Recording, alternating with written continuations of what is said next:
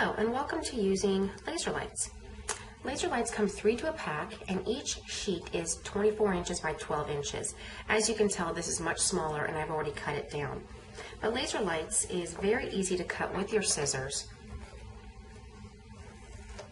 You can see that it just cuts nice and easy.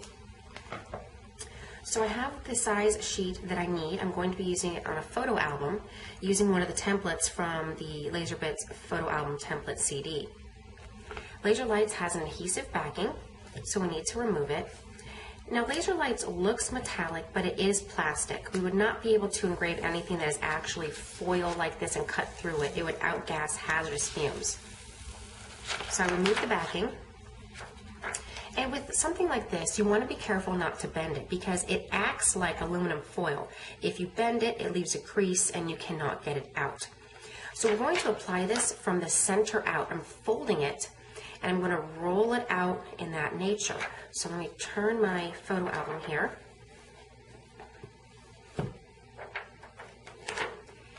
I will go to the center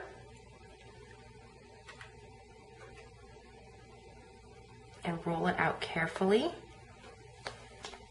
I want to avoid air bubbles, and I'll smooth it down soft at first to make sure I am getting out any air bubbles.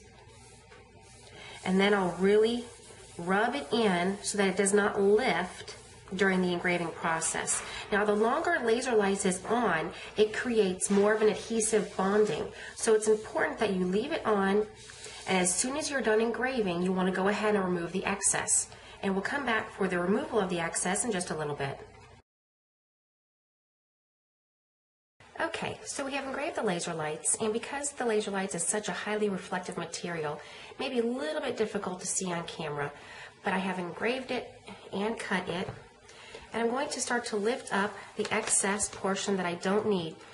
During this process, you don't want to just rip it off, because you may inadvertently take off a piece that you want to remain on your item. So just take a little care when removing it.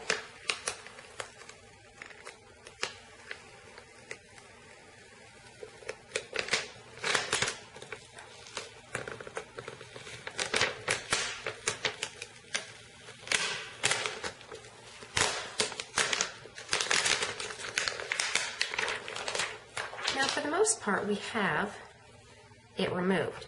But we still have a lot of little pieces inside of the letters that still needs to come out. So what you can do with that is you can get a little X-Acto knife. You will want to take a lot of care when removing the insides of the letters. You don't want to scratch the substrate underneath. You don't want to inadvertently scratch the surface of the LaserLIGHTS that is to remain behind.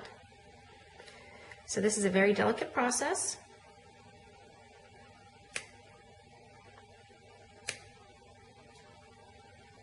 Once you lift a corner, you can peel up the rest.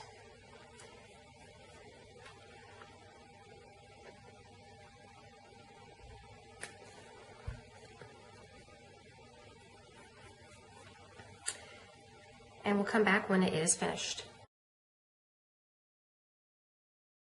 So now we have weeded out all of the excess, and here is the LaserLIGHTS that has been engraved and also vector cut.